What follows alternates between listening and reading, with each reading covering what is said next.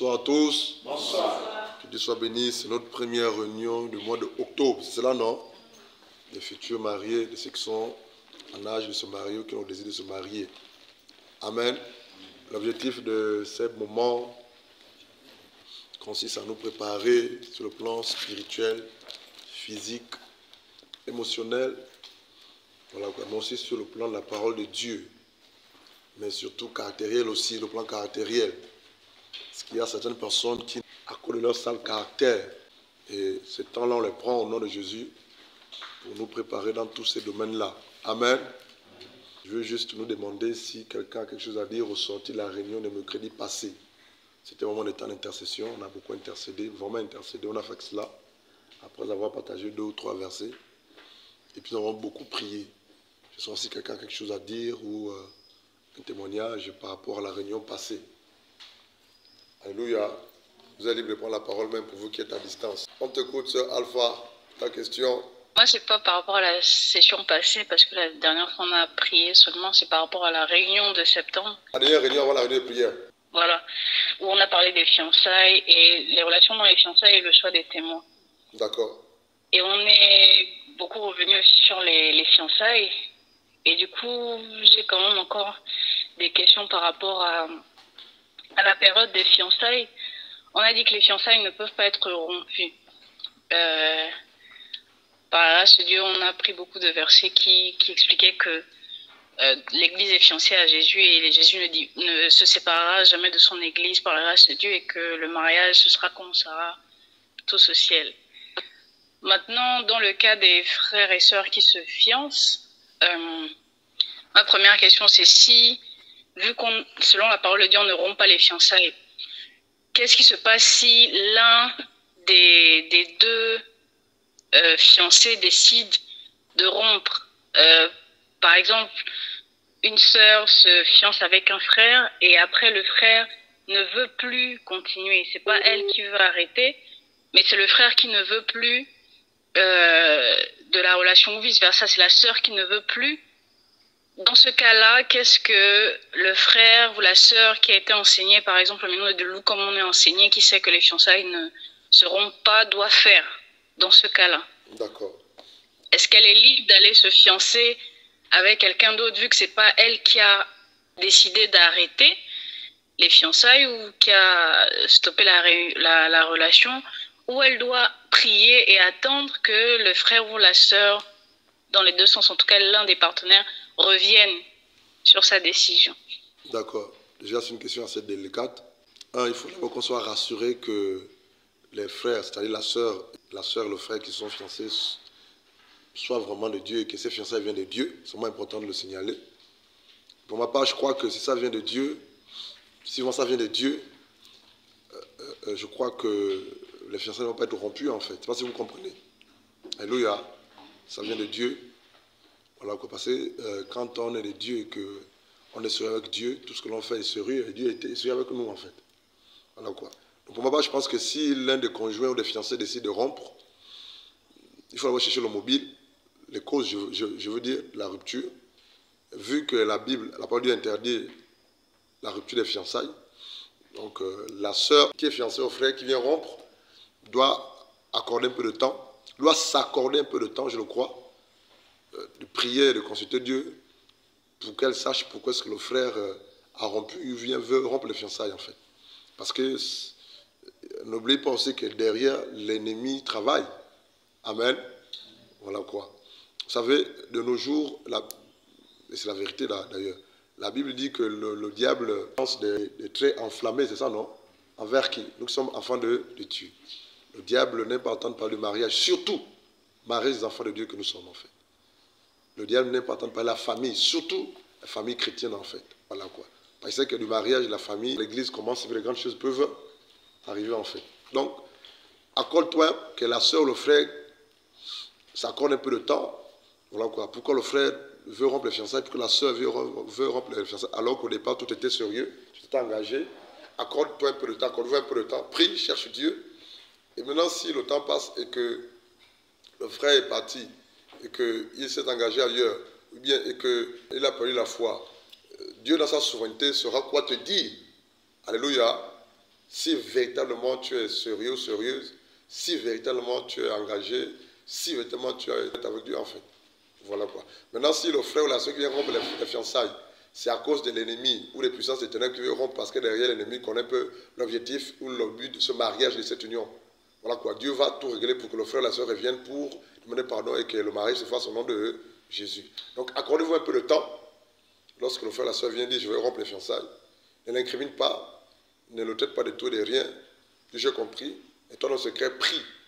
Et si vraiment les fiançailles sont connus de tous, c'est-à-dire des parents de l'église, que les frères et les sœurs se lèvent dans la prière au nom de Jésus pour chercher à comprendre ce qui ne va pas. Amen. Parce que ce qu'il faut savoir, c'est que certaines personnes, même parmi nous les chrétiens, pour le mariage à la légère. C'est quelque chose de sérieux. Et le diable ne veut pas de cela, en fait. Le diable ne veut pas de cela. Donc je crois que, Alpha, pour répondre à ta question, on doit s'accorder un peu le temps et prier. Le temps qu'on s'accorde, Dieu est là, Dieu est souverain, il saura quoi nous dire.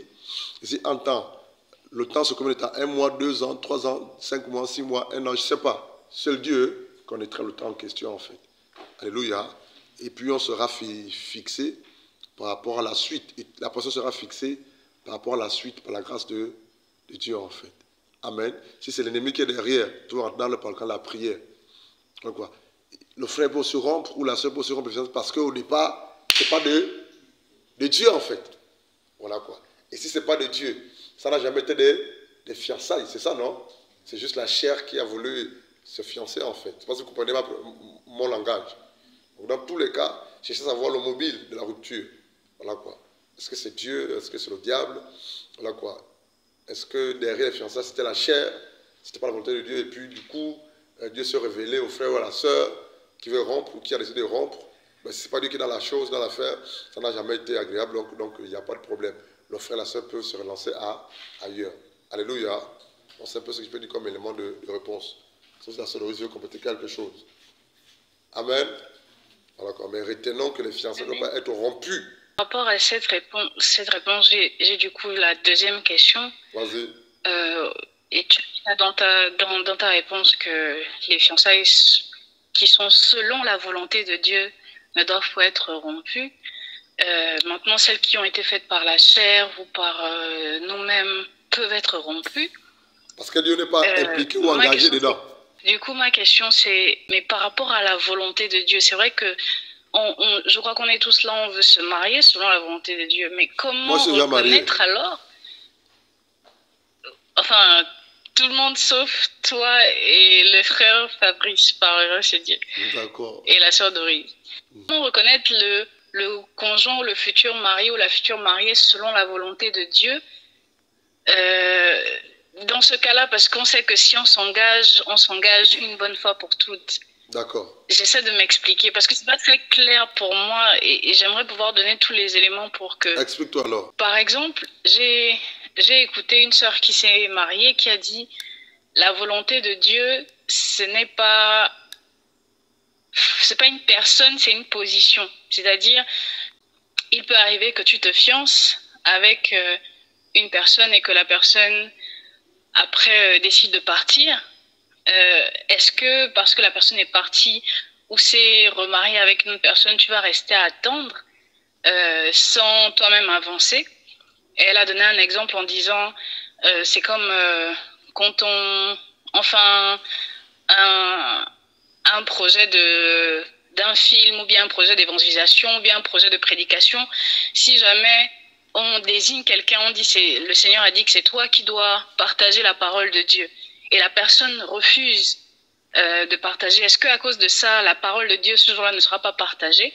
Si la personne est désignée pour évangéliser et refuse d'évangéliser, est-ce que à cause de ça, il n'y aura pas évangélisation parce que la personne a refusé? Est-ce que si la personne est désignée pour tourner un rôle dans un film et qu'elle dit « je ne suis pas disponible » ou « je ne peux pas le faire », le film ne se fera pas?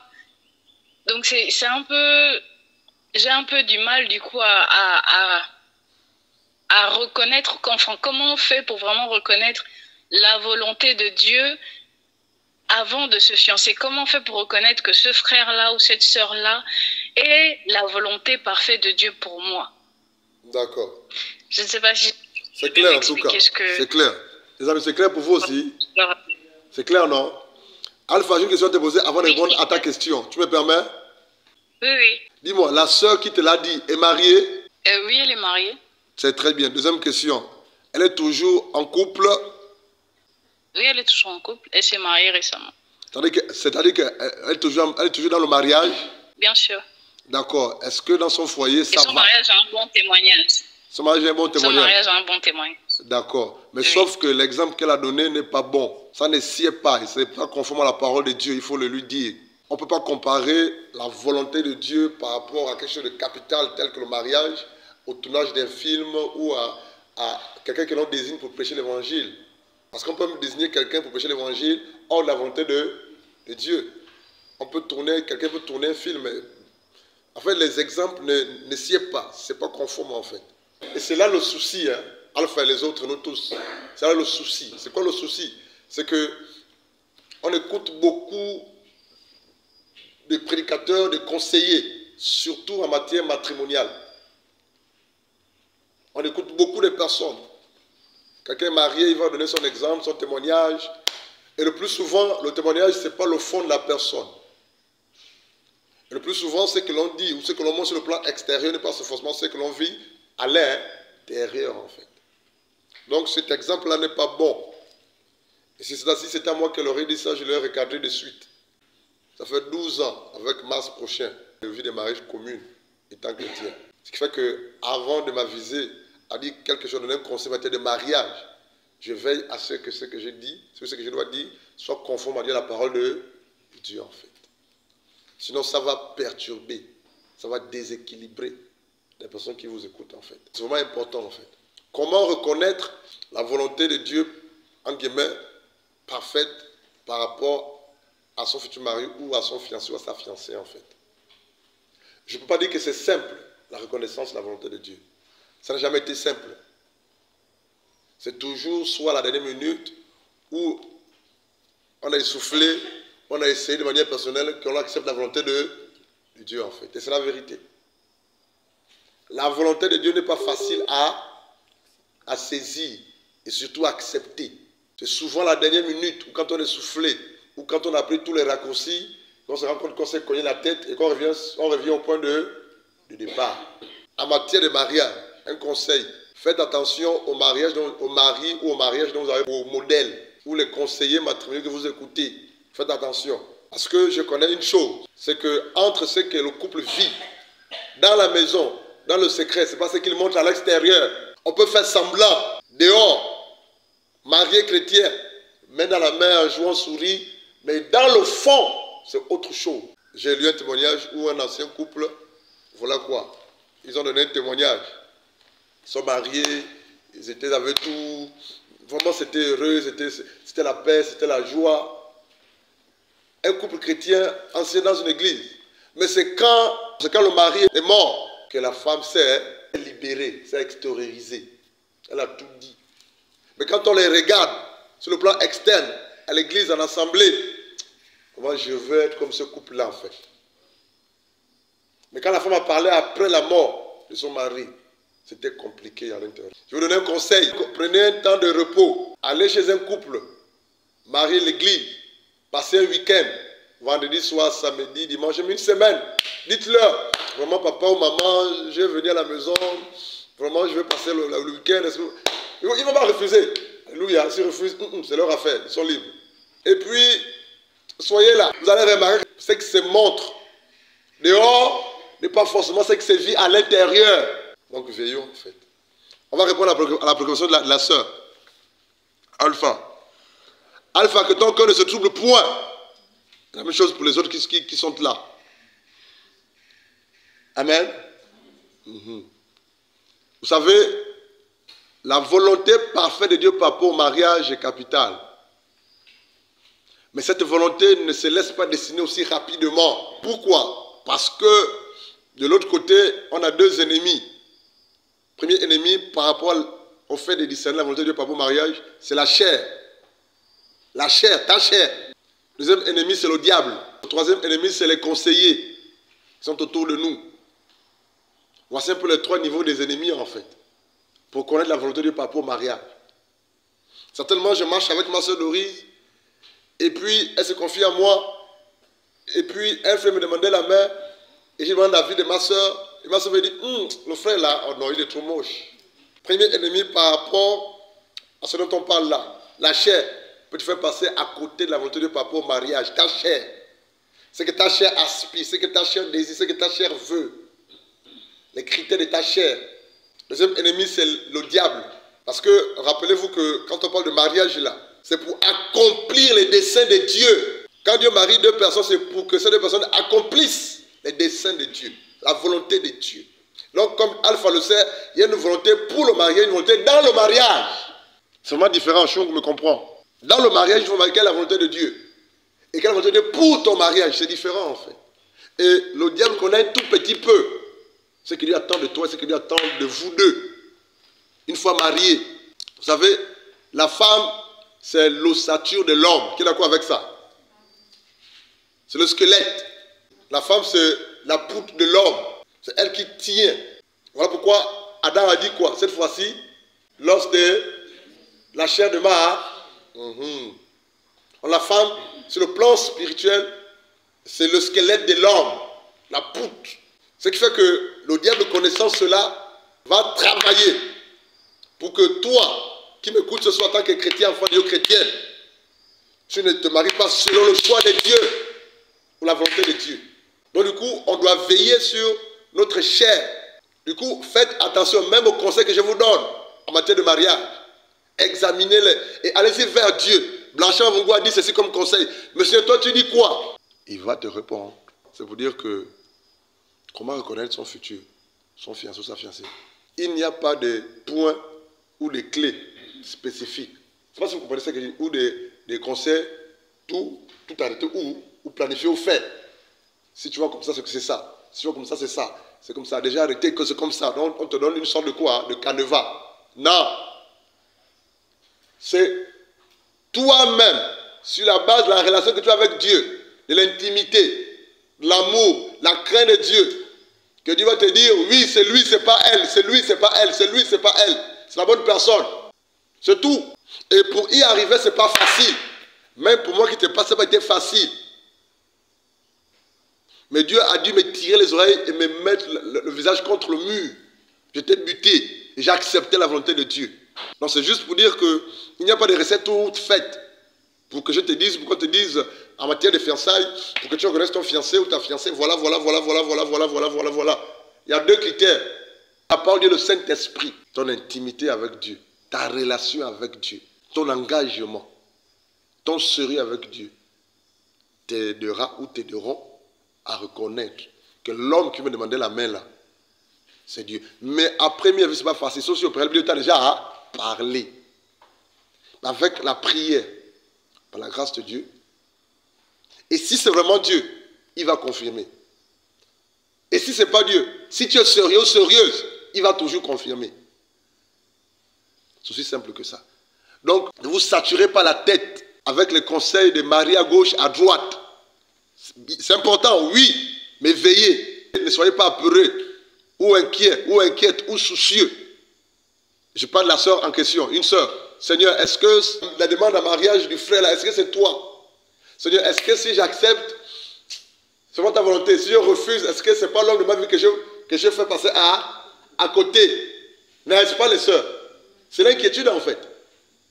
C'est l'inquiétude que vous avez. Non, sœur. Non, sœur. Si tu es sincère, si tu es vrai, si tu crains Dieu, si tu as une bonne intimité avec Dieu, une relation avec Dieu, le frère qui vient te demander la main, si c'est Dieu, ton Dieu te dira. Je ne sais pas comment, mais il va te confirmer ça. Il passera par tous les moyens. Parce qu'il t'aime, sœur, il ne permettra pas que tu épouses un délinquant spirituel. Bon, tu épouseras un délinquant spirituel, sauf si toi tu es un délinquant. C'est pas si délinquant tu s'est dit. Voilà quoi. Mais si tu es sérieuse, engagée, fidèle, crains Dieu, le frère qui viendra te demander la main, si c'est de Dieu, il va te confirmer. Si ce n'est pas de Dieu, il va te confirmer. Alléluia. Et dans le fond, tu sauras la volonté de Dieu. Alléluia. Premier critère, la parole de Dieu. Sois assis dans la parole de Dieu. Aime la parole de Dieu. Obéis à la parole de Dieu. Deuxième critère, l'écoute, la voix du Saint-Esprit. Maintenant, les aînés, par la grâce de Dieu, quand je parle d'aînés, je parle de bergers. ou de vos conducteurs dans la foi, en leur exposant la situation, toi, sœur ou frère, depuis que je suis ici, là, je n'ai pas encore reçu un frère qui me voit, ou un fils venu me voir au bureau ou à la maison, pasteur ou papa, ou aîné, vraiment je veux épouser telle sœur, je veux... Ok! Faut pas, ils ne sont pas prêts. C'est pas ça la question, ils ne sont pas prêts. C'est-à-dire qu'ils sont hésitants dans leur cœur. C'est-à-dire que dans leur cœur, dans leur esprit, ils ont déjà vu la sœur, soit c'est compliqué, aucun. J'ai bien aucun, sauf un. Oui, sauf un, merci Seigneur. Et ça remonte. Et même quand il est venu me le dire, lui-même n'était pas prêt. C'était un bandit. C'est pour ceux qui n'est même plus là. Ça veut dire qu'une fois que le frère demandait la main sœur, prie, va voir le berger ou le responsable, expose la chose. Oh, il y a telle sœur, tel frère, pardon, voilà, mais je suis un peu confus, je ne suis pas décidé, voilà. Et puis, sans qu'il aille voir le frère, il va t'amener dans si c'est un coup pastoral, il va t'amener dans la prière. Sans qu'il influence ta décision, en disant oui ou en disant non. C'est comme ça que moi je travaille. Donc, ne vous inquiétez pas. Les sœurs, c'est la question est plus orientée vers les sœurs. Ne vous inquiétez pas. N'ayez pas peur de dire oui parce que tu auras peur de refuser l'homme, de passer à côté de l'homme de ta vie. Et puis aussi, ne dis pas non parce que l'homme ne répond pas à tes critères. C'est une affaire tellement sérieuse que ton oui peut être synonyme d'un calvaire pour toute la vie dans le foyer. Hein, sœur? Oui. Mais ton oui peut aussi te faire passer à côté de la volonté de Dieu. Que faire? Laisse Dieu agir. Pour conclure, quand un homme ou une femme est sincère avec Dieu, Dieu est obligé d'être sincère avec lui. Quand un homme ou une femme est vrai avec Dieu, vrai dans son sens véritable, Dieu est obligé d'être vrai avec la personne. Il ne permettra pas que la personne passe à côté. Et ça, c'est la vérité. Bonjour Église. Moi, c'est le frère Fabrice, je me présente. Bonsoir l'Église. Moi, c'est Madame Bouri Amina. Donc, gloire à Dieu pour ce qui se fait, qui a commencé à se faire. Juste bénir Dieu pour chacun de vous, déjà, pour les efforts, par la grâce de Dieu que chacun fournit de pouvoir être là. Parce que vous avez compris que les enseignements que vous recevez ici sont vraiment importants, en fait. Et tout à l'heure, Alpha parlait de la volonté de Dieu, c'est vraiment important. Et véritablement, il faut la volonté de Dieu dans le mariage.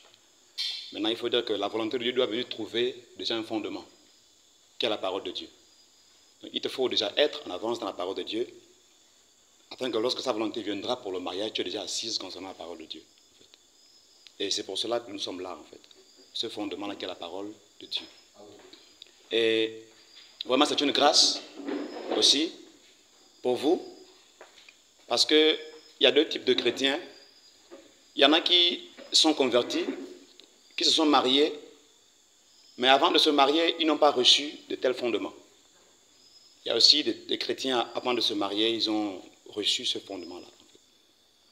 Et pour celui qui s'est marié en Christ et qui n'a pas reçu de tels fondements, vous verrez bien que tous les mariages sont combattus. Vous verrez que le mariage de celui qui est en Christ mais qui n'a pas reçu de fondements comme ça, sont des mariages qui seront beaucoup combattus parce qu'il y a eu des portes ouvertes.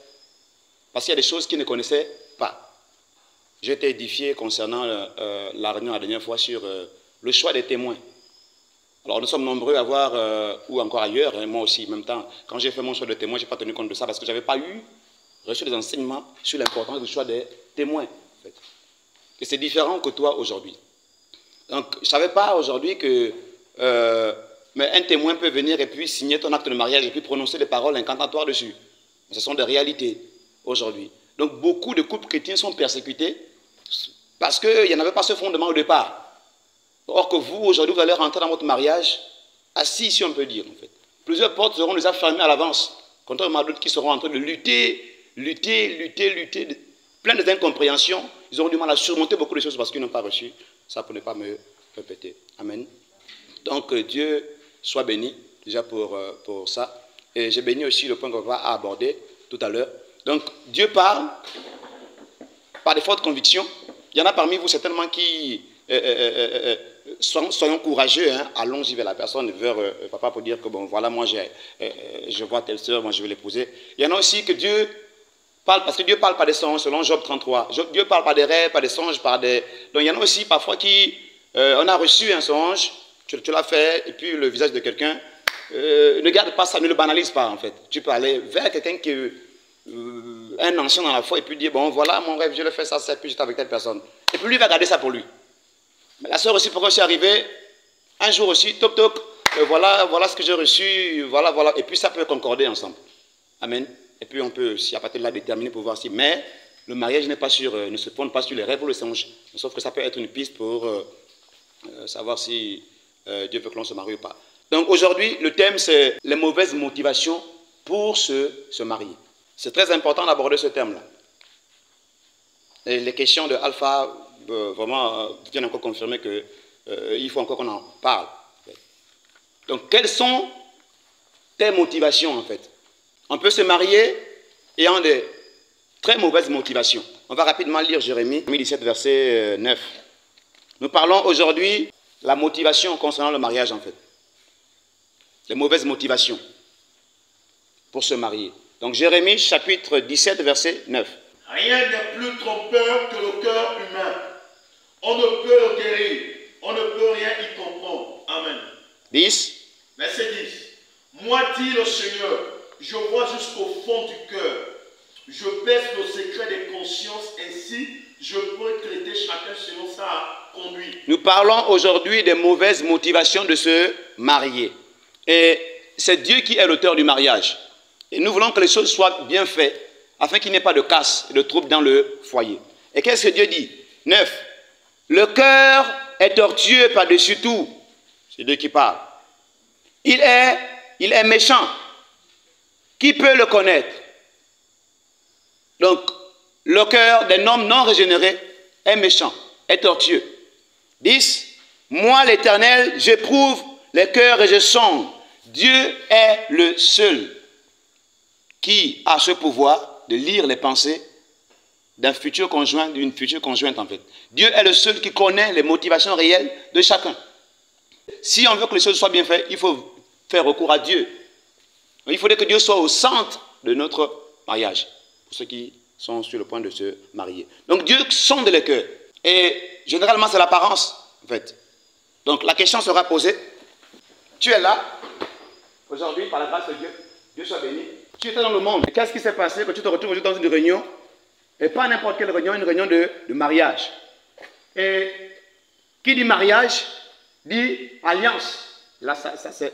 Lorsqu'on parle de mariage, bon, c'est quoi le mariage? Le mariage, c'est l'union entre deux personnes. D'accord. Là, ça peut se faire. Mais lorsqu'on parle d'alliance, je crois qu'il y a une secousse qu'on prend. C'est l'union entre deux personnes qui se sont aimées, mais c'est aussi une alliance. Et c'est quoi une alliance? Question. Je vois alliance, je vois alliage. Alliage, ça veut dire mettre deux corps et les lier. C'est être? Prendre deux corps et puis les lier quand je parle d'alliage. Une alliance, c'est le fait que deux corps soient unis. Un. Ma soeur, Leslie, alliance. Fait que deux parties s'accordent pour un but précis. Deux parties s'accordent pour un but. On parle de mauvaise motivation de se marier. Il faut comprendre que le mariage au départ, selon Dieu, bon mariage, c'est une alliance. Et dans Malachie 2, verset 16, Dieu a réprimandé plusieurs personnes parce qu'ils ont épousé des femmes pendant leur jeunesse et après ils ont répudié ces femmes-là. Donc Dieu refuse les répudiations. Mais pourquoi est-ce qu'on est arrivé là? Certainement que les motivations n'étaient pas les bonnes. Bon, tu es aujourd'hui là, pourquoi? Dans le monde, mais tu faisais ce que tu voulais, et puis tu avais les femmes comme tu voulais. Mais aujourd'hui, tu désires, tu veux te faire enseigner, tu veux écouter les enseignements sur le mariage. Frère, pourquoi? Quelles sont les motivations de Maman Viviane? Aujourd'hui, c'est dans les réunions de mariage. Premièrement, c'est parce que le mariage, c'est une institution de Dieu. D'accord. Dieu qui a instauré le mariage, il a dit qu'il n'est pas bon que l'homme soit seul. Et il a fait une aide semblable, alors il les a unis. Donc, selon elle, elle a compris que le mariage, c'est la volonté de Dieu. Elle veut se marier. Parce que selon Dieu, il ne veut pas que l'homme soit seul et il veut que l'on soit à deux par la grâce de Dieu. Ok, quelqu'un d'autre. Pourquoi tu es là, frère? Pourquoi maintenant se marier? Faire des choses propres. Pourquoi? Bonsoir. Bonsoir. Oui, si on a décidé de se marier, c'est selon la volonté du Seigneur. Si nous venons écouter les enseignements, c'est parce que nous voulons nous marier selon le Seigneur. Amen. Nous ne voulons pas nous marier selon le monde, parce que quand nous lisons la parole de Dieu, le Seigneur nous enseigne qu'il est le divorce. Et quand nous lisons ça, nous devons faire attention. Donc nous devons écouter les enseignements de Dieu avant de se marier. Amen. Amen. Donc c'est important de comprendre pourquoi on est là. Donc on va appuyer plusieurs choses là-bas avec la parole. On va voir des personnes qui sont mariées juste pour le plaisir de se marier. Et qu'est-ce qui s'est passé après? Mais avant, je vais donner 2 témoignages palpables, concrets dont j'ai été victime. Vraiment, ça fait très mal de voir un frère, une sœur se marier et subir après. Ça fait très mal, c'est choquant. Et ce n'est pas la volonté de Dieu de voir ça, en fait. Et c'est l'une des raisons pour lesquelles aussi Dieu avait demandé à ce que une lettre de divorce soit donnée à certaines personnes, parce que les hommes non seulement voulaient épouser pour lui, ils ne voulaient pas être fidèles. Et celui qui ne voulait pas de cette dernière, il pouvait la répudier en fait. Dieu préfère des corps uniformes que de voir des hommes unis dans la guerre. Il ne veut pas qu'il y ait casse, blessure dans le mariage. C'est la raison pour laquelle Paul pouvait dire, en cas d'incompréhension, il est mieux que l'homme ou la femme aille d'abord chez les parents. Donc Dieu ne veut pas les coups, il ne veut pas les blessures dans le mariage. Il veut se rassurer que chacun ait sa place. Donc, il y a 2 mois de cela, 3 mois de cela, on parle de mauvaises motivations pour se marier. Ma grande sœur, elle a son ami là à Comilog, il est déjà en retraite. Il est tombé gravement malade.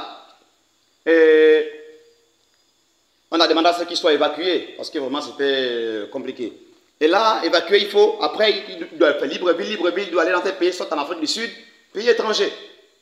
Et qu'est-ce qu'il faut faire? Parce que les 2 ne sont pas encore mariés. Normalement, il faudrait que les 2 aillent ensemble. Et qu'est-ce qu'il fallait faire? Tout de suite, il fallait un mariage rapide. Les parents ont consenti, monsieur et dame. Et les nièces sont venues vers moi, mais il y a les neveux qui sont plus grands que moi. Et dire que tonton, est-ce que tu peux signer? C'est ma grande soeur, même maman doit partir à papa à l'étranger, le mariage. Est-ce que tu peux vraiment... Moi, oui, mais il y a des gens plus grands. Non, parce qu'on a vu vraiment que c'est... Tu es déjà dans le mariage, tu connais déjà, tu es déjà passé par là. En fait. C'est pour dire que tu vas te marier, en fait, ne méprisez pas le mariage. Le mariage a toute sa place. Il y en a qui regrettent, qui disent que se marier, c'est s'emprisonner. Non, en fait. Donc, tu vas te rendre compte ou tu vas remarquer que dans ton mariage, lorsqu'il s'agira de responsabilités, c'est à toi qu'on va les confier. Donc, le mariage, il est positif. Il vient avec les grâces, il vient avec les bénédictions. Donc, j'ai fait, parce que c'est ma grande sœur, il faut que, voilà, j'ai signé l'acte de... Mais sauf que ce mariage-là, les conditions n'étaient pas bonnes. Conditions de mariage. Parce qu'ils ne sont pas dans le Seigneur. Les conditions ne sont pas bonnes, en fait. Il n'y a pas de respect entre les deux. Deuxième cas, mon grand frère, ça fait peut-être 2 ou 3 ans, étant à Libreville, on ne sait pas ce qui s'est passé à Libreville, du coup il prend le train, il se retrouve à Manda, il est pratiquement presque inconscient. Et là, il vient à Manda parce que c'est ici le village chez nous là. Il vient avec une maladie de là-bas. Il était marié, il vient là-bas malade. Quelle maladie? AVC. Mais qu'est-ce qui s'est passé? Il a pris le train sans dire à son épouse, des enfants, il s'est retrouvé ici. Comment? Je tiens à vous rappeler que je suis dans une famille également compliquée, là où il y a la sorcellerie comme dans beaucoup d'autres familles. Donc il s'est retrouvé là, et ici la maladie a vraiment accéléré, il a commencé à baver, toutes ces choses-là. Et on m'a demandé, Fabrice, il faudrait que tu montes avec ton grand frère rapidement à Libreville. On a pris le vol, nous sommes arrivés à Libreville, et le médecin peut faire ce qu'il veut faire. Mais aujourd'hui, il travaillait bien, il était vraiment un homme vraiment populaire là-bas à Libreville. Mais aujourd'hui, il se retrouve paralysé, inapte. Qu'est-ce qui s'est passé après? La femme, comme vous le savez, a demandé quoi? Le divorce. On parle des motivations de se marier. Aujourd'hui, mon grand frère est seul. Les enfants étaient très bien éduqués. Les enfants apprenaient bien. Mais si tu vois ce que les enfants font aujourd'hui, vraiment, les enfants ont pris un coup au niveau des études. La femme allait refaire sa vie. La maison où ils étaient, il a dû quitter la maison parce que là, c'est les parents qui payent la maison. La femme, elle est partie ailleurs. Quelles sont les motivations qui t'amènent à te marier? Et nous allons voir dans la Bible les personnes qui ont eu vraiment des mauvaises motivations de se marier. On va soutenir ça, la parole de Dieu. Allons-y rapidement dans le livre de Job. Job 2, 9. On connaît ce qui s'est passé devant.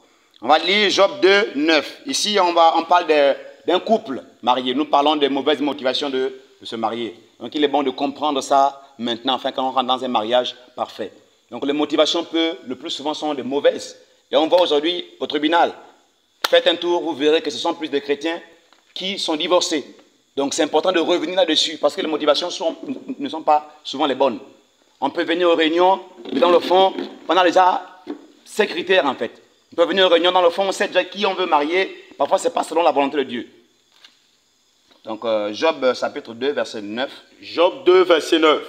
Sa femme lui dit, tu persistes à rester irréprochable, mais tu feras mieux de maudire Dieu et d'en mourir. Amen. 10. Verset 10. Tu parles comme une femme privée de bon sens. Lui répondit Job. Si nous acceptons de Dieu le bonheur, pourquoi refuserons-nous de lui le malheur? Je vais lire.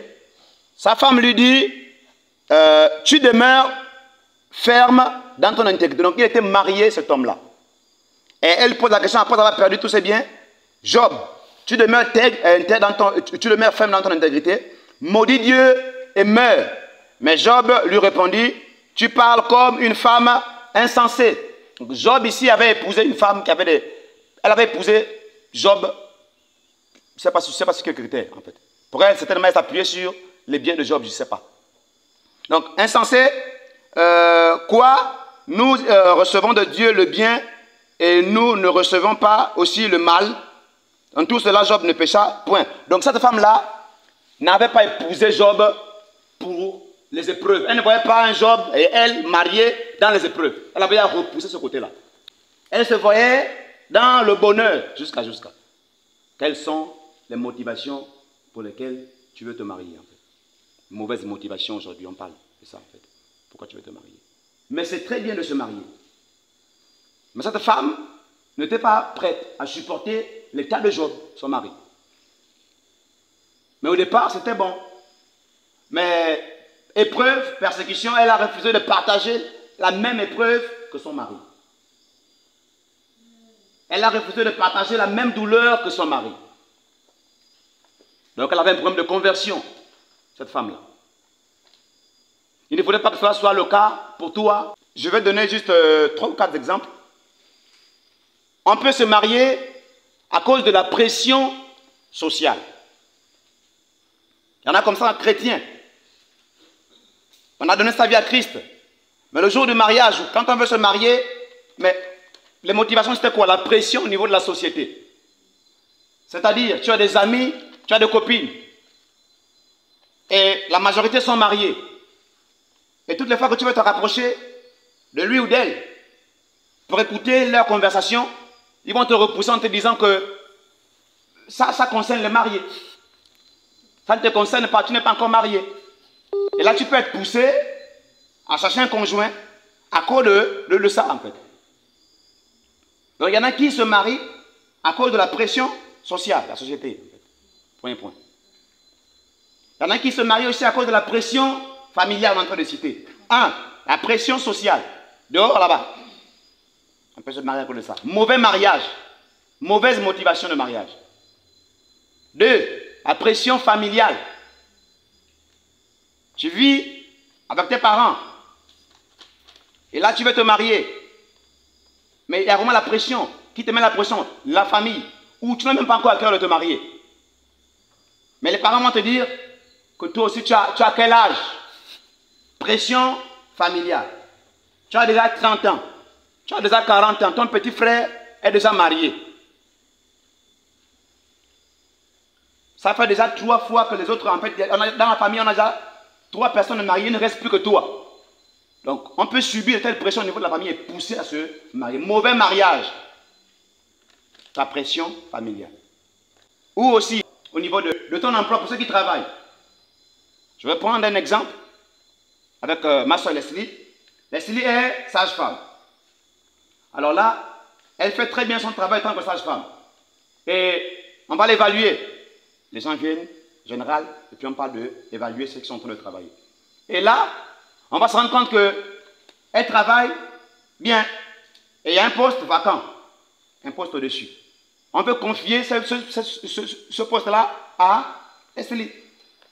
Mais il y en a qui vont se poser et dire que non, normalement, ce poste-là ne peut pas te donner ça. C'est vrai que tu as bien travaillé, dans les épreuves, tu as confirmé que tu peux, ce poste-là, tu le mérites. Mais sauf que tu n'es pas marié.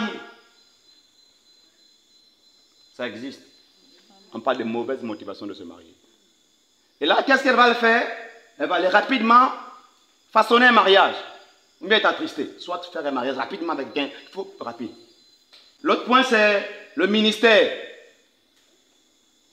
J'ai rencontré une sœur, il y a longtemps. On s'est vu récemment, elle est à Libreville. Et bientôt, elle va se marier. Mais elle est chante quelque part. Elle est bien monnaie pour un boulot. Elle est chante. Elle est sur le point de se marier. Mais sauf que, on l'a mis sous discipline. On a demandé d'arrêter avec la chanson pour l'instant. Pourquoi? Parce qu'elle n'est pas encore mariée.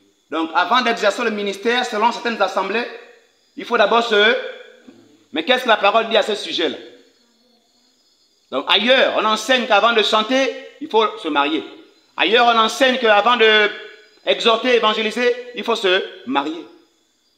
Mais que dit Dieu? On va lire rapidement pour ce point-là. 1 Timothée 3, à partir du verset 1. Voici une parole certaine. Si quelqu'un souhaite la fonction de dirigeant dans l'église, il désire une belle tâche.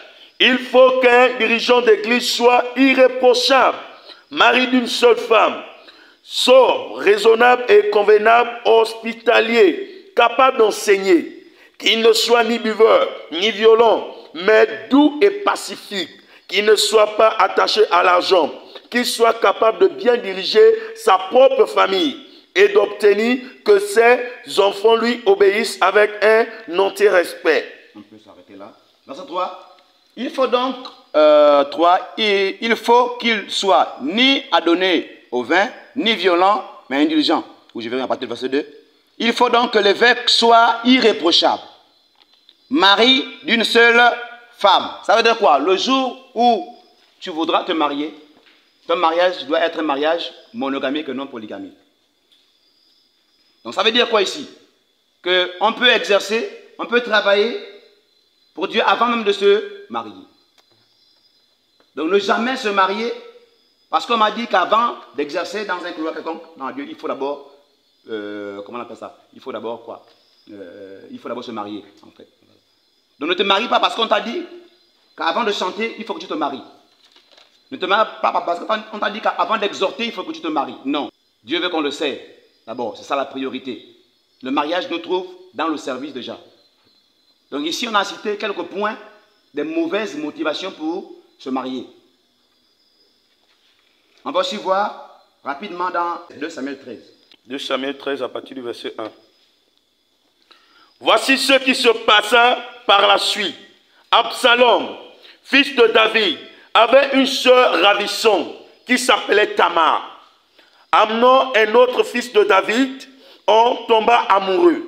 Amnon était si tourmenté par son amour pour sa demi-sœur Tamar qu'il en devint malade.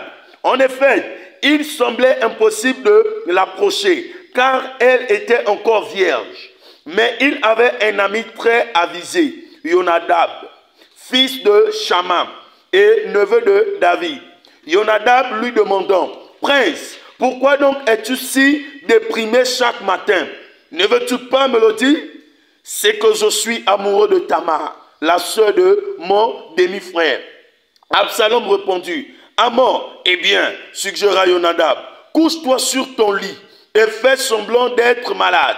Lorsque ton père viendra te rendre visite, tu lui diras, permets que ma sœur Tamar vienne me faire à manger. Elle prépara la nourriture devant moi. Sous mes yeux, elle me la présenta elle-même et j'en mangerai.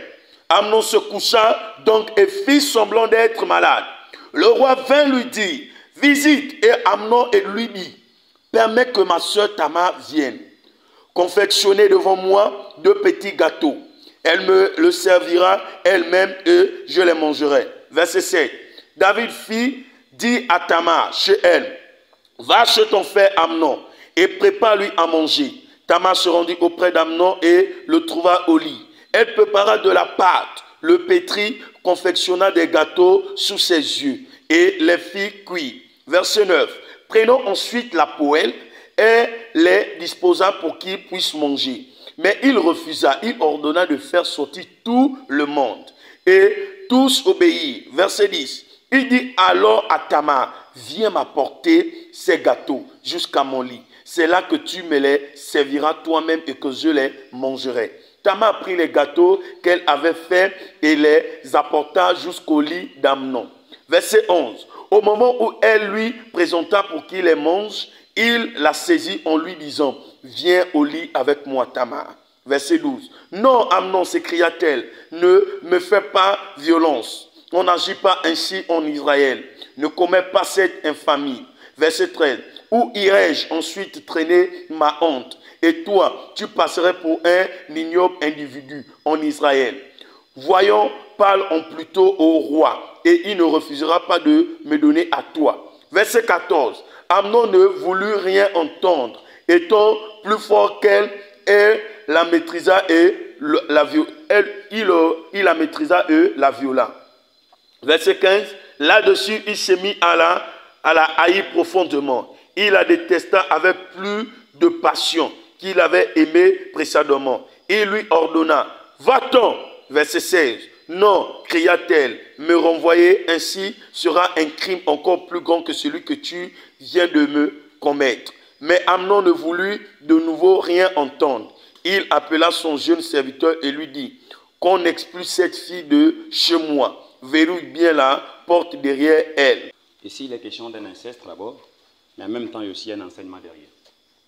À quel moment on parle de mariage entre l'homme et la femme? Parce que c'est lorsqu'on est passé par la question. À quel moment dit-on qu'un homme est marié à une femme? Selon la parole et selon ce que j'ai appris de la culture juive, c'est que le mariage, on dit qu'il y a mariage lorsqu'un homme va vers une femme, c'est-à-dire il couche avec une femme. À partir de ce moment, il prend sa virginité et on dit qu'il y a mariage. Amen. C'est ça le mariage, selon Dieu.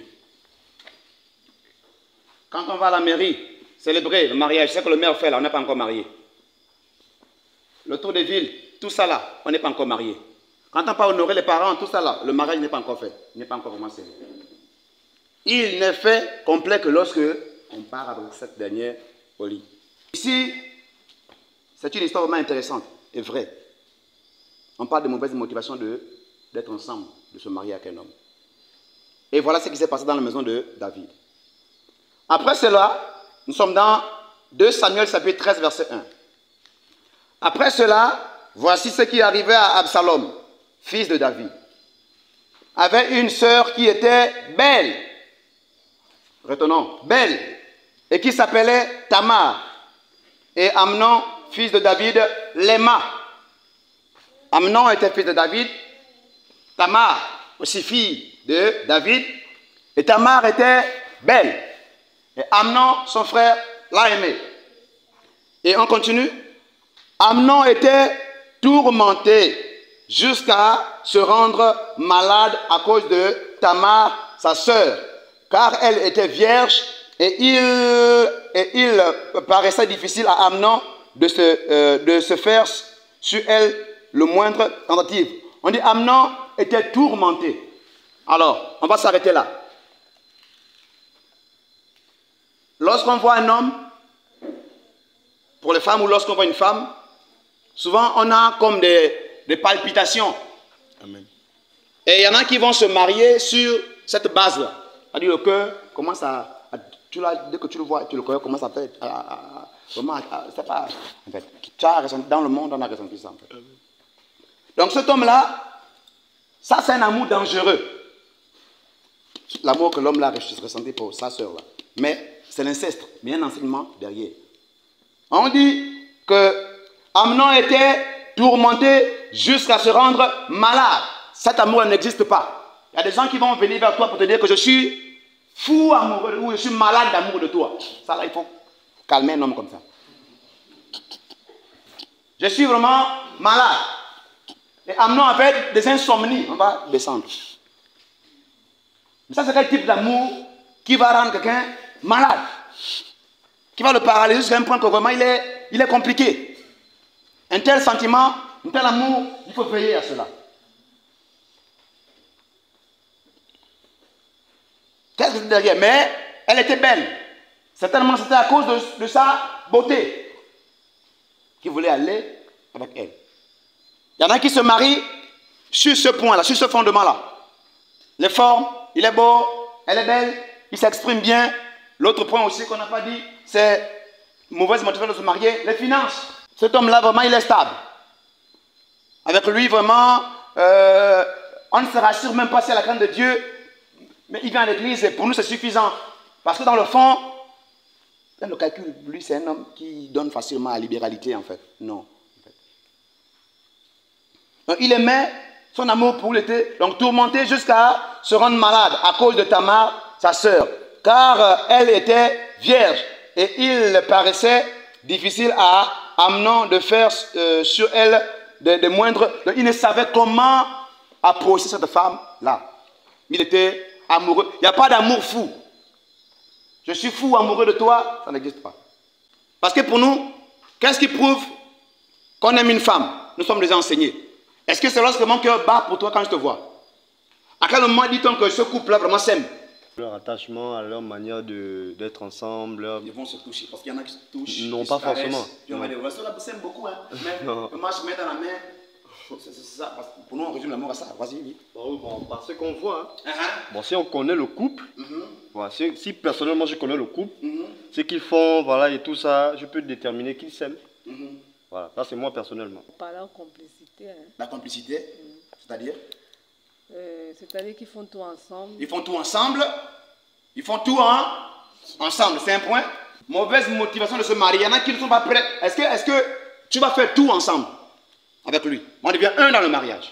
Il y en a qui se marient avec le comportement encore de célibataire. Étant célibataire, tu aimais balayer. Tu étais un gars rangé, célibataire. Tu étais vraiment, et tu aimais aussi préparer. Tu es un grand cuistot, homme, femme, célibataire. Tu mets les t-shirts bien, mais quand tu te maries, tu amènes le comportement de célibataire là-bas. Nous-même, quand la soeur balaye, tu reprends encore, tu rebalais. Même quand c'est déjà propre, parce que tu n'étais pas prêt. Tu te maries, parce que dans le mariage, il faut aider en fait. Il y en a qui ont grandi dans des maisons opulentes, les femmes. Elles ne connaissent pas la vaisselle. Elles ne connaissent pas balayer. Il y en a comme ça. Et qui va l'apprendre? C'est toi. Et si tu n'es pas enseigné, la motivation est mauvaise, mais c'est compliqué en fait. Elle prépare, il y a un peu de sel, tu peux quand même supporter, mais tu vas dire ça là, je ne mange pas. Or qu'on peut quand même manger, en fait, pour faire plaisir à la femme. Ça, tout ça, c'est vraiment important. Ce sont les points importants. Donc si la motivation est mauvaise, il y a des choses qu'on aura du mal à apprécier dans le mariage. Même quand l'homme n'a pas fait exprès, ou la femme n'a pas fait exprès. Elle a voulu te faire plaisir dans quelque chose. Mais sauf qu'elle ne maîtrise pas vraiment, mais elle a dit, mais elle fait quand même comme ça. Mais toi, tu étais un gars célibataire. Tu avais chez toi, il y a des jolis t-shirts, tu as des belles babouches. Étant marié, madame va pointer ma bouche, elle a fait le boutiquier ou ton t-shirt. Là, tu le vois avec ça, tu te mets en colère. Ça, tu vas dire, ça c'est pour moi. Il faut t'habiller, beaucoup de femmes. Ça là, c'est ma babouche. Ça là, donc ça veut dire que tu n'es pas encore prêt, la motivation. Dans ton cœur, vraiment, il y avait autre chose. C'est tellement qu'elle était belle, elle te plaisait, et tu allais avec elle au lit. C'est après le lit qu'on découvre vraiment qui est qui déjà. Donc c'est vraiment quelque chose de sacré. Hein. Quand on n'est pas encore allé au lit, il y a le zèle, il y a tout qui est là. Mais une fois qu'on est allé au lit, vraiment tu as un comportement, il y a un découragement qui est là. Cet homme-là était fou amoureux, traumatisé de sa sœur, cette femme-là. Mais, au verset 13, où irai-je? Ça c'est la sœur qui parle. Après avoir commis donc. Où irai-je, moi, avec ma honte? Et toi, tu serais comme l'un des infâmes en Israël. Maintenant, je te prie, parle au roi et il ne s'approchera et il ne s'opposera pas à ce que tu sois avec, à ce que je sois avec toi. Verset 14. Mais il ne voulut pas l'écouter. Il lui fit violence et la déshonora. Donc cet homme-là était violent. Il voulait d'une femme. On parle de l'inceste, ce n'est pas un bon mariage, mais il y a un enseignement derrière. Parce que je dis qu'il y en a qui se marient, mais qui sont encore violents. Si tu veux te marier, or qu'il y a des domaines de ta vie qui ne sont pas encore restaurés, tu sais ce que tu caches dans le fond, ce n'est pas vraiment la peine. Vraiment, Le mariage, ça se prépare. C'est pour cela que nous sommes là. Quelles sont tes motivations? Ce sont des enseignements qui vont nous aider et qui vont aussi aider les autres. D'abord, quartier chez nous, là où nous sommes en fait. Verset 15. Puis Amnon eut pour elle une forte aversion, plus forte que n'avait été son amour. Et il lui dit, lève-toi et va-t'en. Après avoir sorti cette femme-là, qu'est-ce qu'il a ressenti pour elle? Il a ressenti pour elle un dégoût. Après, il a fini par chasser. On peut avoir de telles réactions dans le mariage, si les motivations n'étaient pas bonnes. On peut se retrouver avec un homme qui finira par te chasser, ou avec une femme qui finira par... Voilà, en fait. Il a chassé. Donc, on comprend que son amour n'était pas vrai. C'est un amour faux. C'est un amour centré sur l'apparence, sur la beauté de Tamar. Mauvais mariage, inceste, je rappelle, mais enseignement derrière. Les motivations sont lesquelles? Abraham aussi s'est marié et elle est avec qui? Sa servante, Agar. Et mauvais mariage, ils ont fait un enfant, Ismaël. Il a été multiplié, mais sauf que il était en dehors de la volonté de Dieu. Donc si le mariage n'est pas, les motivations ne sont pas bonnes, on va se retrouver dans un mariage où les enfants finiront par être délinquants, les voyous. Ismaël s'est retrouvé, voilà, Dieu aussi l'a multiplié, mais sauf qu'il n'était pas dans la volonté de Dieu. Parce que le mariage entre Abraham et Agar n'était pas un mariage qui venait de Dieu. Nous parlons des motivations bonnes dans le mariage. La parole que nous recevons nous aide à nous examiner. Plus on la reçoit, plus on sait de quoi il s'agit et puis on sait ce qu'il faut enlever, ce qu'il faut laisser en nous. En fait. C'est pour cela que nous sommes là. Je dis encore que c'est une grâce de pouvoir recevoir de tels enseignements. Ça fera de vous des hommes, des femmes solides. Il y en aura plusieurs portes fermées dans vos foyers, en fait. Parce que vous serez des femmes et des hommes peut-être préparés à l'avance. Avant de continuer, quelque chose à dire rapidement? Une question. Oui. Par rapport à ce que vous venez... Bonsoir, peuple de Dieu. Moi, c'est le frère Jean. Par rapport à ce dont vous venez après de dire que suite au mariage d'Abraham avec sa servante Agar, qu'il y a certains mariages qui se font ainsi et les enfants deviennent tous des bandits. Ma question est de savoir, pour nos parents, certainement ils ne se sont pas mariés selon la volonté de Dieu, ils ne connaissaient pas Dieu. Nos parents païens. Oui, nos parents païens. Ils nous ont conçus dans le monde. Mais aujourd'hui, nous remarquons que chacun d'entre nous, Dieu a donné cette grâce que nous puissions le servir. Est-ce que forcément, pour les païens, par exemple, qui n'ont pas connu Dieu, qui se sont mariés, et est-ce que c'est tous ces enfants qui naissent par hors la volonté de Dieu, finissent toujours à devenir soit des bandits? Ce qu'il faut dire, c'est que le mariage, il est béni. Amen. Chrétien, païen, le mariage, il est bon, en fait. Mais il faut des instructions à donner aussi dans le mariage. C'est bien de se marier. Nos parents païens se sont mariés, gloire à Dieu. Mais Dieu n'était pas, si Dieu n'est pas au centre du mariage, les enfants, l'éducation des enfants prendront forcément un coup. Les enfants seront des délinquants pour beaucoup, en fait. Même s'ils ne fument pas forcément, il y a des trucs qu'ils feront contraire à la parole de Dieu, en fait. Donc se marier, c'est bon que ce soit pour les chrétiens, pour les païens, mais c'est mieux en Christ. Parce qu'en Christ, on est instruit, et en Christ, on instruit aussi nos enfants. Amen. Voyons, regardons ceux qui sont dehors. Et ce que nous sommes le fruit de nos parents. C'est maintenant qu'on se donne à Christ. Ça veut dire qu'il y en a qui, voilà, ils nous ont fait pour la majorité, on n'était pas encore bon sang, ils nous ont fait pour beaucoup hors mariage. Mais aujourd'hui, voilà un peu ce que ça donne aujourd'hui en fait. On connaît Dieu en retard. Nos parents nous ont parlé de Jésus. C'est maintenant qu'on le connaît. Donc c'est important de se marier dans le Seigneur parce qu'il y en aura une continuation là en fait. Éduquer les enfants selon la parole de Dieu. En conclusion, Jérémie 29, un verset que nous connaissons tous. Jérémie 29, 11. À moi le Seigneur, je sais bien quel projet je forme pour vous.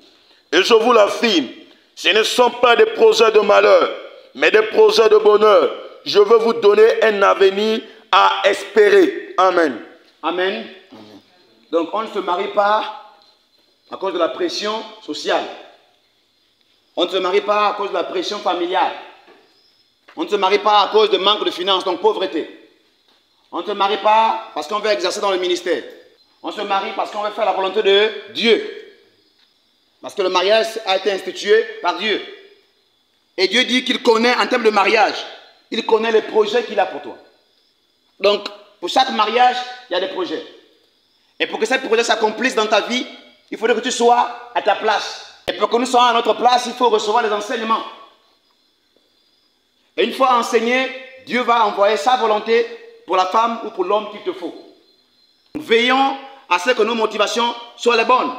Si tu avais un regard sur un frère, une sœur, juste parce qu'il s'exprime bien, juste parce qu'elle travaille bien, juste parce qu'elle marche bien, il faut changer ça. Juste parce qu'elle est libérale et tu veux être avec elle, ça, il faut déjà changer ça. Les motivations doivent être bonnes. Il faudrait que celui qui veut se marier se conforme, ait déjà une base sur ce que c'est le mariage. Et c'est pour cela que nous sommes là. Il faudrait que celle qui se marie, qui est encore fiancée, ait déjà une base sur la parole de Dieu. Donc il y en aura deux personnes se marient. Le comportement était différent. Et c'est Christ qui fait grâce aujourd'hui, qui nous restaure.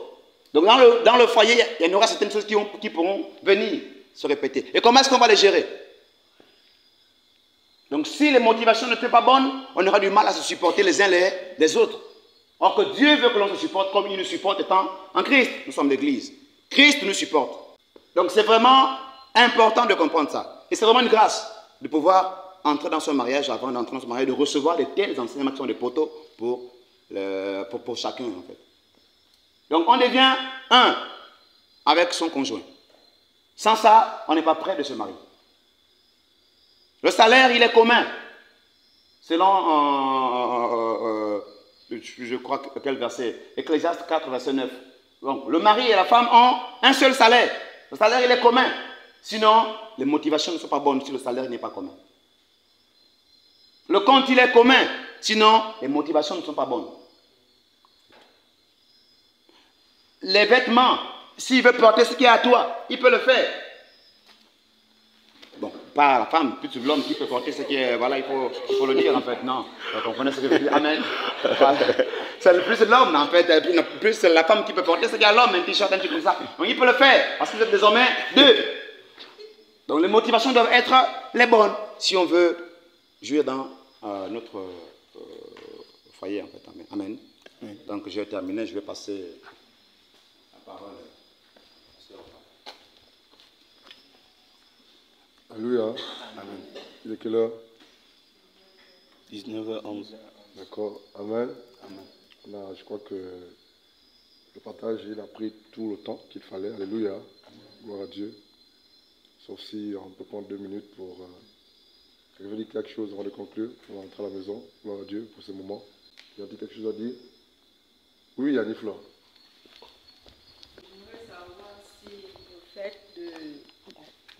Puisqu'on parle des mauvaises motivations, un mariage qui est fondé sur la base d'un coup de foudre, si c'est vraiment une mauvaise motivation, quoi. Ce qu'il faut comprendre, c'est que si la foudre te tape, tu vas mourir. Si tu reçois un coup de foudre, tu vas mourir. Est-ce que c'est clair? Amen. Aussi simple que ça. Le coup de foudre, c'est pour les païens. C'est mondain. Oh, j'ai un coup de foudre, mais ça me semble qu'ils sont encore en vie. Si la foudre te tape, tu vas vivre. Alléluia. Donc, c'est une mauvaise motivation en fait. Tout ce qui est basé sur le coup de foudre selon le monde, en matière de mariage, ça n'aboutit pas en fait. Ça ne va pas loin. Alléluia. Quelqu'un d'autre? Oui.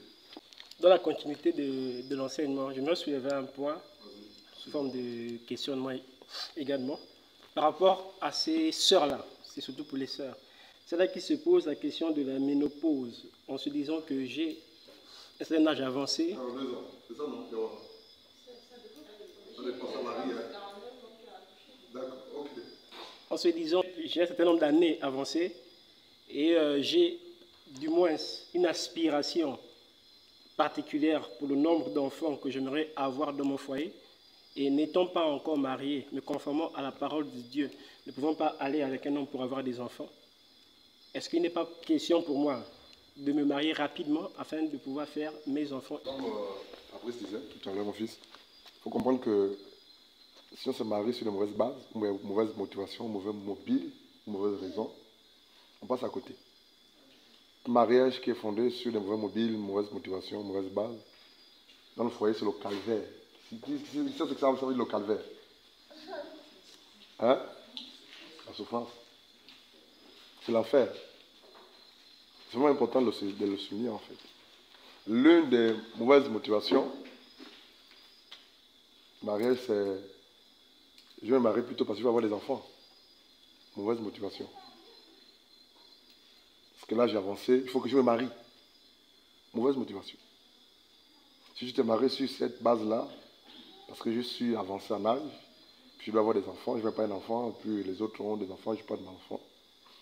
Tu vas te marier à la mauvaise personne. C'est quelque chose que tu n'auras même pas d'enfant, parce que tu te maries hors la volonté de Dieu. Alléluia.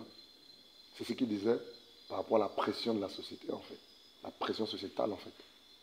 Donc vraiment, veillons sur ces mauvaises motivations-là. Voilà quoi. Là, j'ai avancé, je n'ai pas d'enfant. Donc je veux tout faire pour me marier avant que je n'atteigne l'âge de 32 ans, 40 ans.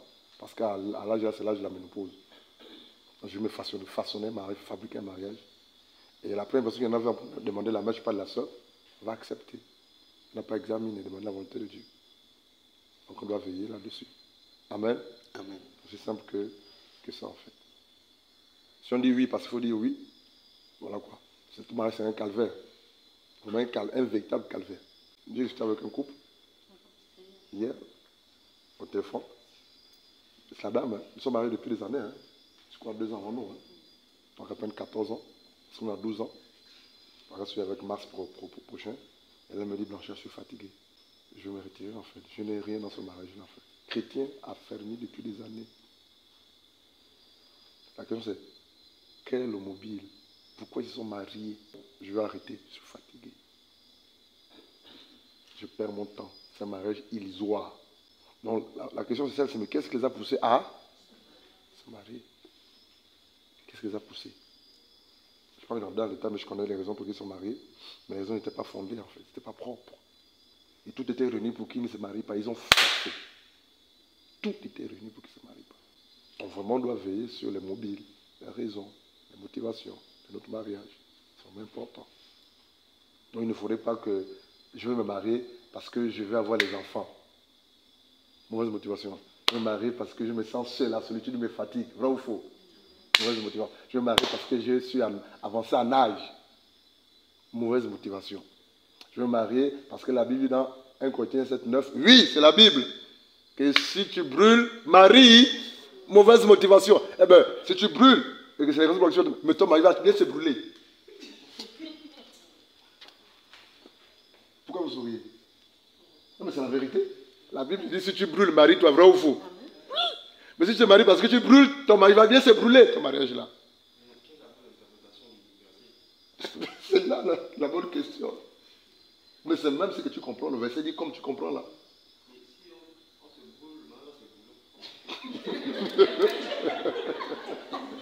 Fabrice, explique-lui. Il va se brûler. Il vaut mieux se marier que de brûler en fait. Bon, c'est dans le cadre de l'impudicité. Pour ne pas commettre l'impudicité, on a à cœur de se marier. Il faut se marier, il vaut mieux se marier que de là en enfer à cause du péché. Là encore, si tu te maries sur la base de ce passage-là, alors que c'est pas la volonté de Dieu, tu n'es pas prêt, ton mariage va bien se brûler. Tu comprends maintenant, non? Donc, quand Paul donne ce passage-là, il faut comprendre. Mais Paul ne dit pas à travers ce passage, mariez-vous à tout vent. Alléluia. Donc, si tu te maries parce que Paul l'a dit, eh bien, mais tu vas te marier avec n'importe qui, à n'importe comment, n'importe quel moment.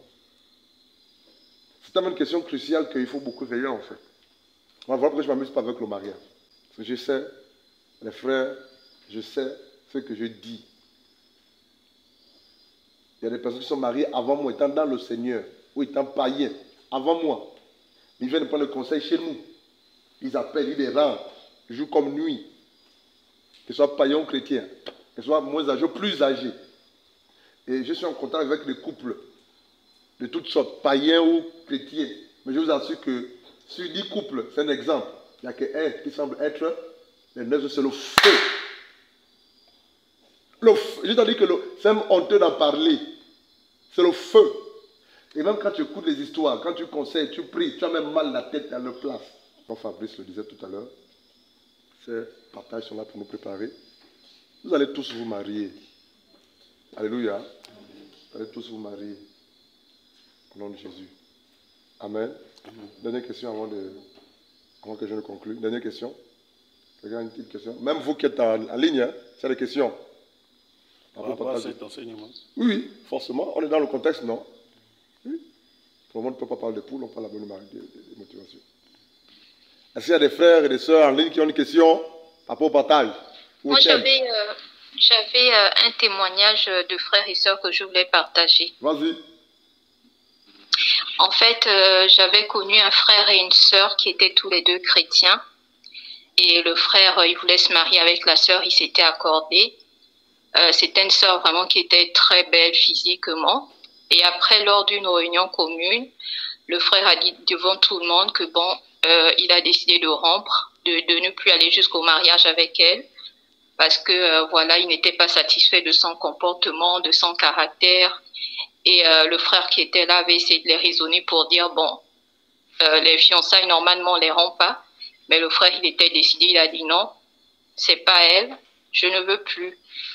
Et finalement, ça s'est arrêté. Et puis, plus tard, le frère, il a épousé une autre sœur qui, selon lui, avait meilleur caractère. Et jusque-là, ils sont toujours mariés. Donc, c'était pour partager ça. Et puis, voilà, je voulais poser aussi une question, mais après. Ok. La question, c'est par rapport à ce qu'on disait tout à l'heure, qui ne veut pas se marier, surtout pas sur la base du coup de foot. Ça, c'est quelque chose que j'avais bien compris. Et après, j'avais écouté un frère que je connais bien et qui a l'air sérieux, mais qui est en train de conseiller aux frères en Christ que non, il ne faut pas se marier avec une femme que physiquement, vraiment, tu n'as pas eu un coup de foudre.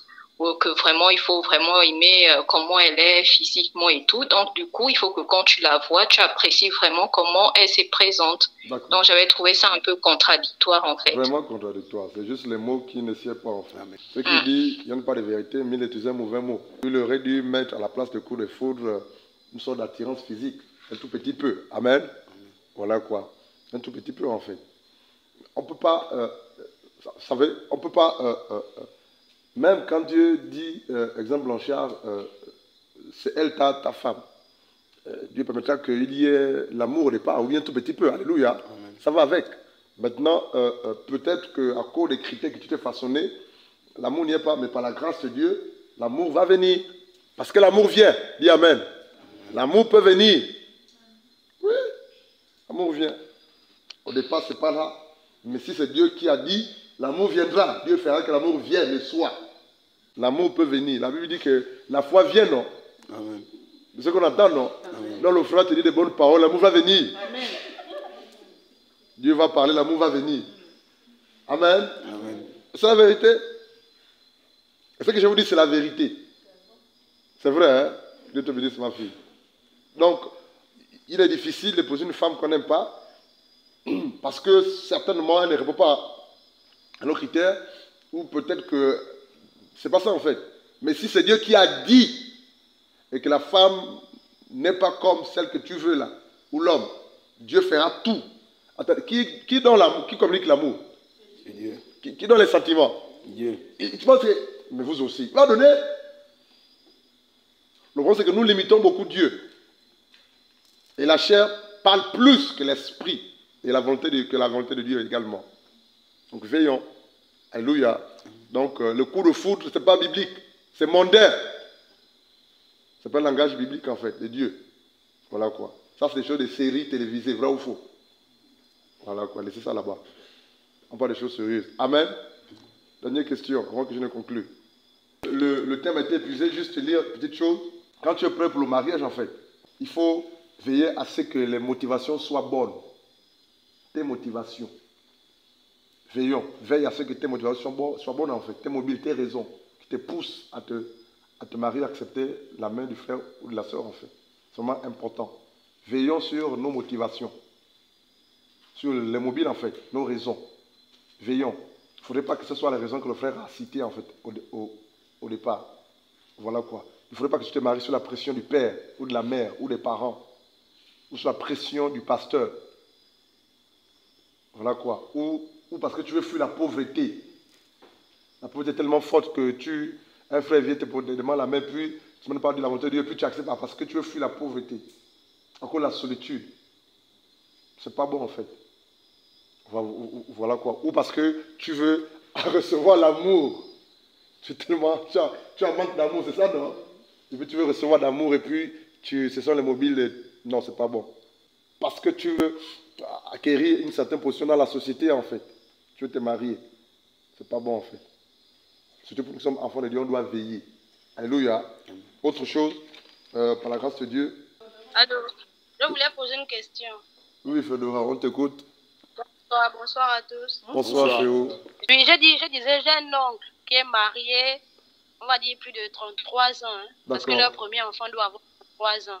Ils sont chrétiens affermis. D'accord. Mais récemment, il y a peut-être 1 an de cela, ils ont déjà 8 enfants. Mais il y a 1 an de cela, la femme a quitté la maison. Elle dit que voilà, le mariage, elle ne veut plus de mariage et tout. Bon, les parents essayaient de conseiller même les pasteurs. Elle ne veut pas écouter. Elle dit non, c'est Jésus qui lui a demandé de quitter la maison. Bon, parce qu'elle estime que le mari est sorcier. Donc, Jésus lui a demandé de quitter la maison et que si elle doit revenir, c'est Jésus qui doit lui demander de revenir dans son foyer, en fait. En tout Voilà cas, la question que je voudrais poser. Est-ce que c'est possible? On a eu comme ta question, ma fille. Comme c'est Jésus qui lui a dit, moi je vais dire quoi? Non, honnêtement, si je continue, je joue le voir avec Jésus. Oui bien, Georges, pourquoi tu souris? Moi je vais le voir avec Jésus. C'est pas si vous comprenez mon langage. Jésus c'est Dieu, non? Dieu lui a dit quitte. Bon, qui est blanchi pour dire ne quitte pas. Féo, je ne veux pas de moi avec Dieu. Amen. En tout cas, quel geste avec Dieu là-bas. En fait, vous allez peut-être trouver étrange ma réponse, mais c'est la vérité. Quand quelqu'un vient devant toi te dit Dieu m'a dit, Jésus a dit, bon, qui suis-je moi pour dire c'est pas bon? Et si c'est véritablement Dieu qui a dit, vrai ou faux? C'est que moi je cherche bon avec eux, si tu dis le contraire. Donc du coup, qu'est-ce qu'on peut dire par mesure de sagesse? Que Dieu règle ça. Que Dieu règle ça. Mais ce qui est vrai, voilà quoi, sur la base de l'esprit que j'ai reçu, c'est elle qui est sorcière. Ce qui est vrai, c'est que c'est elle qui est sorcière. Voilà. On ne peut pas avoir vécu 33 ans avec quelqu'un et à 33 ans après, on dit qu'il est sorcier. Vrai ou faux? Bon, tu vas me dire, c'est peut-être qu'en train de devenir sorcier. C'est que tu vas me dire. Hein, Georges? C'est probable, non? Mais elle a l'esprit de Dieu, non? Mais que Dieu règle ça. Là, c'est un scandale, en fait, dans le corps de Christ. On va encore dire toujours les chrétiens. C'est ça le danger. Tant qu'on n'a pas fini notre parcours sur la terre, veillons, surtout en terre de mariage. Alléluia. Amen. Veillons. Après 33 ans de mariage, de vie commune, on arrive là. C'est catastrophique. Maintenant, le jeune frère, la jeune soeur, qui dit, en écoutant ça, qu'est-ce qu'il va penser? Elle va penser quoi? Elle va se marier avec la peur, vrai ou faux? C'est compliqué, les amis. C'est compliqué. Le mariage est un engagement. C'est une alliance irrévocable. Je dis bien irrévocable. Voilà pourquoi, j'aime le dire, il faudrait qu'on se supporte dans le mariage. Alléluia. Je veux conclure. Mais avant de conclure, juste rectifier quelque chose que le frère a dit. Abraham n'était pas marié à Agar. Alléluia. Abraham n'était pas marié à Agar. Agar, c'est la servante de Sarah, non? C'est juste Sarah qui l'a conseillé, qui a conduit en erreur pour aller avoir Ismaël. C'est ça, non? Il n'était pas marié. Je crois que c'est un abus de langage. Voilà quoi. Autre chose. Les mobiles peuvent être plusieurs. Il a donné, je crois, 5 ou 6 ou 7, gloire à Dieu. Mais vous également, de votre côté, vous pouvez aller méditer et faire des recherches pour trouver d'autres mobiles ou mauvaises motivations par rapport au mariage. Amen. Amen. Et pour conclure, juste dire que si tu dis oui, par rapport au mariage, veille véritablement sur les motivations de ton cœur. Quand tu as dit oui, j'insiste, et ça j'insiste, je connais des couples chrétiens qui sont mariés, qui sont la volonté de Dieu, la volonté de Dieu selon eux. Aujourd'hui là, c'est compliqué. Et quand tu écoutes ce qui se passe dans leur foyer, avant même de dire à quelqu'un de marier ou de les accompagner, toi tu réfléchis véritablement. C'est compliqué, très compliqué. Il y a des situations difficiles, tu dis, mais est-ce qu'ils sont vraiment convertis? Est-ce qu'ils sont vraiment chrétiens? Que Dieu me préserve, que Dieu nous préserve. Mais c'est compliqué, je vous assure. Et ça fait peur. Ça fait peur. Ça fait vraiment peur. C'est inquiétant en fait. Surtout pour les chrétiens. Pour si peu, on va claquer la porte. On va demander le divorce. Pour quelque chose qu'on peut résoudre. Vous savez, il faudrait que l'habilité à la communication dans le mariage soit au rendez-vous. J'insiste. Parce que Chung m'écoute. L'habilité à la communication. Ça veut dire quoi, Prisca? Ça veut dire qu'il faudra que chacun de deux soit en harmonisation par rapport au dialogue. D'accord. Mais aussi et surtout, savoir comment s'adresser à son mari ou à sa femme. Être habile dans la prise de langage, de parole. Veiller à ce qu'il n'y ait pas de cas de langage qui vont pousser à ce que l'autre soit quoi? Blessé, aigri. Ou attristé. C'est ça l'habilité en matière de communication dans le foyer. Même pour dire à ton mari ou à ta femme ce qu'il a fait qui n'est pas bien, il faudra avoir la manière, la sagesse et l'intelligence. Et le temps, comme tu le dis, ou le moment. Il faut que quelqu'un soit au centre. Ça veut dire la parole de Dieu qui se centre de notre foyer. Il faudrait que, par la grâce de Dieu, on se soumette à l'un comme à l'autre, mais surtout l'habilité à la communication. Comment est-ce que tu parles à ton mari? Femme. Comment est-ce que tu parles à ta femme? Homme. Comment est-ce que tu réponds à ton mari ou à ta femme? Homme, femme. Comment est-ce que tu fais les remarques à ton mari ou à ta femme? Je sais qu'il y a des personnes qui sont têtues. Tu as fait des remarques aujourd'hui, demain. Et c'est pratiquement parce que tout avec ta femme ou ton, tu as fait la même erreur. Bon là, un jour il va craquer. Là, c'est la goulot qui a demandé le vase. Mais malgré ça, veillons à ce qu'on sache comment parler par la parole pour s'expliquer ou pour parler à son mari ou à sa femme, faire des remarques. L'habilité à la communication. C'est sensible. Il y a un écrivain qui a dit que les paroles sont comme des pistolets. Parce qu'elles sont dirigées, elles peuvent détruire, tuer, vrai ou faux. C'est l'une de mes citations favorites quand j'aimais faire les citations littéraires au lycée. Donc, avec la parole, comme la Bible le dit, on peut communiquer la vie, communiquer la mort. On peut redresser ou détruire. Et dans le cas du mariage, il faudrait savoir répondre à ton partenaire. Comment parler.